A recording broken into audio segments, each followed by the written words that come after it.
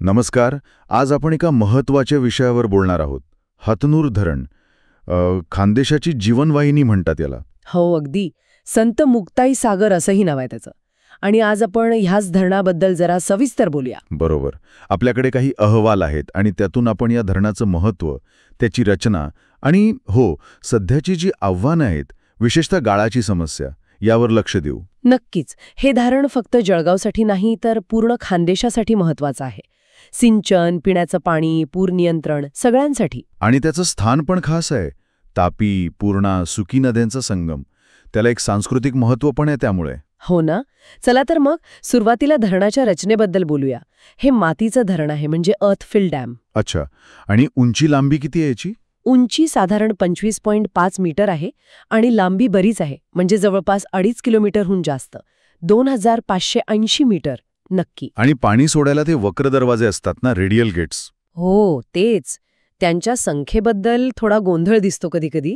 अधिकृत आकडा 41 मोठ्या दरवाजांचा आहे, पण काही ठिकाणी 46चा पण उल्लेख येतो. कदाचित लहान मोठे सगळे मिळून असतील. असू शकतं. आणि आता तर आधुनिक तंत्रज्ञान पण वापरतात म्हणे पाणी व्यवस्थापनासाठी. स्काडा काय आहे हे नक्की? हो, स्काडा म्हणजे supervisory control and data acquisition. सोप्या भाषेत सांगायचं तर एका कंट्रोल रूममधूनच धरणाची पाण्याची पातळी, येणारा प्रवाह, बाहेर सोडलेलं पाणी या सगळ्यावर लक्ष ठेवता येतं. म्हणजे सगळं रिअल टाईम. अगदी.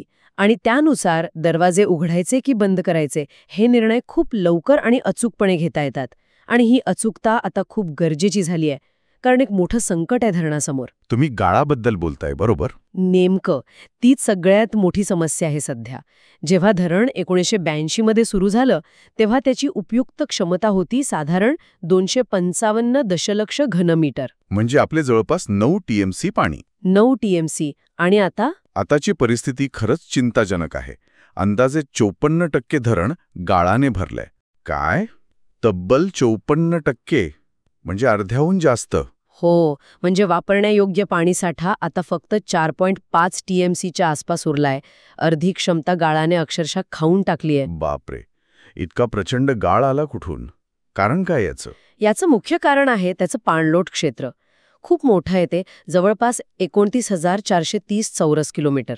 एवढ्या मोठ्या भागातून विशेषतः पावसाळ्यात काळी माती पाण्याबरोबर वाहून येते आणि धरणात जमा होते.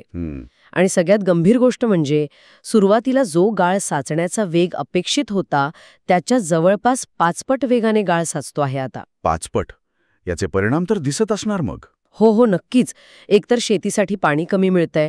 उदाहरणच घ्यायचं तर डाव्या कालव्याला आधी 70 दशलक्ष घनमीटर पाणी मिळायचं, आता ते फक्त 18 वर आलंय. अरे देवा.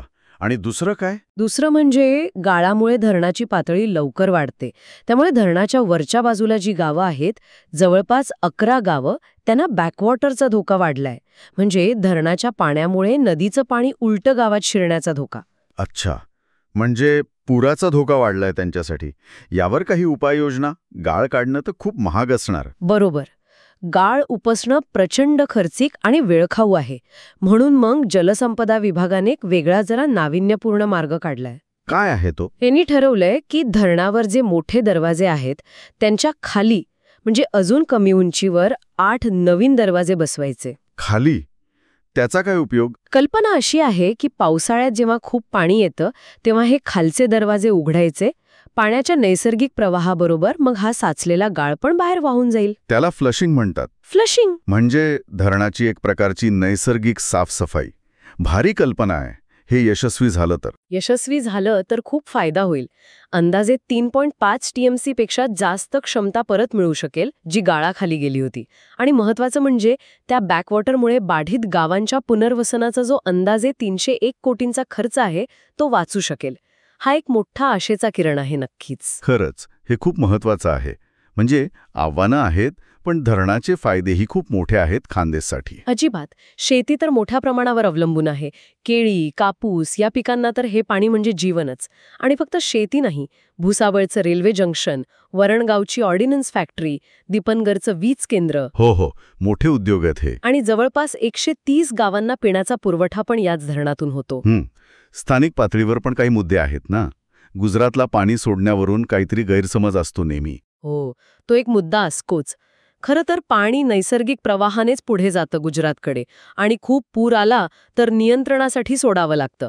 पण तरीही दरवर्षी जे 200-300 टीएमसी पाणी समुद्राला मिळतं ते बघून लोकांना वाटतं की आपलं पाणी उगाच गुजरातला दिलं जातंय. अच्छा. हां, असा गैरसमज आहे तर. आणि विस्थापितांचे प्रश्न? हो, तो पण एक गंभीर मुद्दा आहे. धरणामुळे जी 18 गावं विस्थापित झाली, तिथल्या लोकांना अजूनही सगळ्या सोयीसुविधा व्यवस्थित मिळाल्या नाहीत अशा तक्रारी आहेत. हे झालं सामाजिक आणि आर्थिक बाजू. पण एक अनपेक्षित गोष्ट पण घडली आहे ना या धरणामुळे? पर्यावरणाच्या दृष्टीने काहीतरी चांगलं झालंय असं ऐकलंय? अगदी. हे खरंच खूप इंटरेस्टिंग आहे. हा जो मोठा जलाशय तयार झालाय, तो आता स्थलांतरित पक्ष्यांसाठी एक महत्वाचं ठिकाण बनलाय. अरे वा, पक्षी येतात म्हणजे तिथे? हो हो, खूप येतात. स्थानिक लोक त्यांना वारकरी पक्षी म्हणतात प्रेमाने. हिवाळ्यात तर खूप गर्दी असते. करकरा, क्रोंज, नयनसरी असे कित्येक प्रकारचे पाणपक्षी येतात दूरदूरून. म्हणजे एखादा इंजिनिअरिंग प्रोजेक्टचा असा पण एक छान परिणाम झालाय, याला रामसर स्थळाचा दर्जा मिळण्याची पण शक्यता आहे म्हणतात. हो, क्षमता नक्कीच आहे. तसं झालं म्हणजे आंतरराष्ट्रीय मान्यता मिळाली तर इथल्या पक्ष्यांचं आणि त्यांच्या जागेचं संवर्धन करायला खूप मदत होईल आणि कदाचित पर्यावरणपूरक पर्यटन पण वाढेल. म्हणजे बघा, हतनोर धरण खानदेशसाठी वरदान आहेच, पण तो 50% जास्त गाळ साचल्यामुळे त्याच्या मूळ हेतूलाच धोका निर्माण झालाय. बरोबर. ते नवीन दरवाजे बसवण्याचा प्रयोग यशस्वी होणं खूप महत्वाचं आहे आता. पण त्याचबरोबर हे जे पक्ष्यांचं नंदनवन तिथे अनपेक्षितपणे तयार झालंय, ते जपणंही तितकंच गरजेचं आहे. खरंय, हे उत्तम उदाहरण आहे की कसे एखादा मानवनिर्मित प्रकल्प अख्ख्या प्रदेशाच्या शेती, उद्योग, लोकांचं जगणं आणि अगदी तिथल्या पर्यावरणावर पण किती खोलवर परिणाम करतो. अगदी. आणि यामुळेच एक विचार येतो मनात की जेव्हा आपण असे मोठे प्रकल्प उभारतो किंवा त्यांचं व्यवस्थापन करतो, तेव्हा फक्त इंजिनिअरिंग आणि पाणी वाटप एवढाच विचार पुरेसा आहे का? की विकास, पर्यावरण आणि सामाजिक न्याय याचा समतोल साधणं जास्त महत्वाचं आहे? विचार करण्यासारखा मुद्दा आहे. विशेषतः जेव्हा गाळासारखी समस्या येते, जी नैसर्गिक असली तरी मानवी हस्तक्षेपामुळे वाढते.